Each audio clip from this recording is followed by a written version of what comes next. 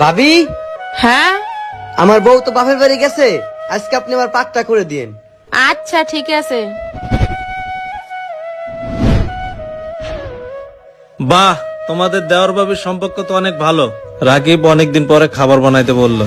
তো বলবে না, আর বউ তো গেছে বাপের বাড়ি, আর কাজ করার লাগে বান্দি তো আমি আসি। রাগ করো কে? ও আমার ছোট ভাই, খানা বানাই দাও। ও কি পর? পর না তাই কি, পর করিয়ে দাও, জুতো করিয়ে দাও তোমার বাইরে, আমি পারবো না তোমার সাথে খানা বানাইতে। বাহ, খুব সুন্দর একটা কথা বলছো। আচ্ছা, আমি ওকে আলাদা করে দিতেছি। আরে রাকিব, হ ভাইয়া। তুই খানা বানাইতে পারস? না ভাইয়া, আমি তো খানা বানাইতে পারি না। পারস না? চল, আমি পারি, আমি খানা বানাই দিব। কেন ভাইয়া, তুমি কেন বানাবা? বাসায় ভাবি আছে না? ও শুধু বাসায় আছে, আমার মনে নাই। কারণ?